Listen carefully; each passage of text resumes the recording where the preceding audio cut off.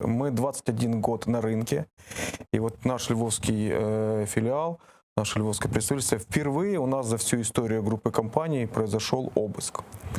Вот. Я вам скажу, что доступ к качественному правосудию – это один из важнейших факторов формирования инвестиционного климата.